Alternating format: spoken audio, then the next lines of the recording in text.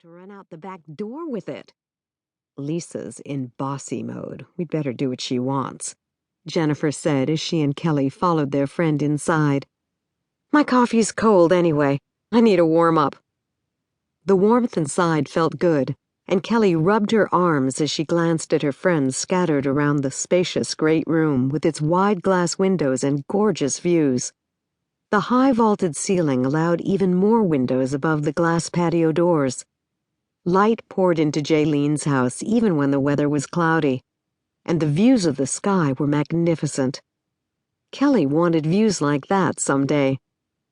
Lisa's boyfriend Greg and Megan's fiancé Marty began one of their favorite pastimes, vying with each other for first crack at the dessert of choice. Suddenly, red-haired Marty held up both hands and started to speak. Hey guys, before Greg and I start demolishing this chocolate cake, Megan and I wanted to say thank you again to Jaylene for offering to let us have our wedding and reception here on her ranch this fall. Megan jumped from her chair to join Marty in the center of the room. Her face was flushed with excitement. Thank you so much, Jaylene, for the very best wedding present ever. This is such a gorgeous setting. We can't thank you enough. She and Marty began to applaud, and the rest of Kelly's friends around the room joined in. Jaylene saluted them all with her coffee mug and a big smile as she stood beside the bookcase with Lambspun shop owner Mimi Schaefer. It was my pleasure, folks. Indeed it was. And you'd better wait till you taste Kurt's present before you start awarding prizes. It's hard to beat prime beef steaks. Whoa, I forgot about that, Greg cried. Sorry, Jaylene, I'm changing my vote.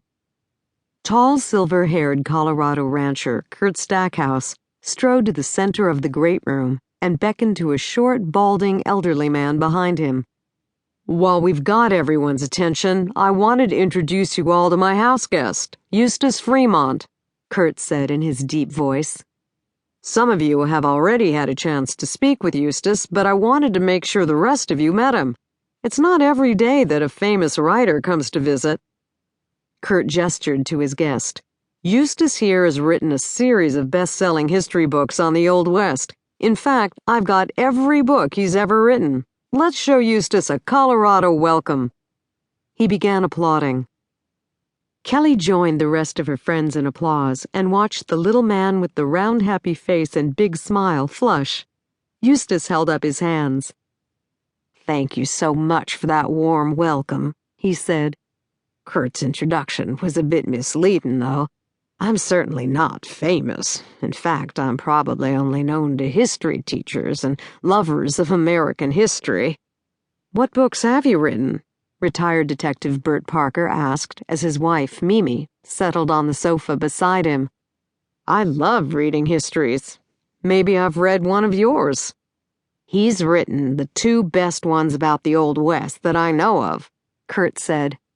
Cowboys and Heroes of the Old West, and Outlaws and Villains of the Old West. You're kidding, Bert sat up straighter. Cowboys and Heroes was the first book I had a chance to sink my teeth into once I retired from the police force. It was great. I told you folks he was good, Kurt said. I've been a fan since his first book.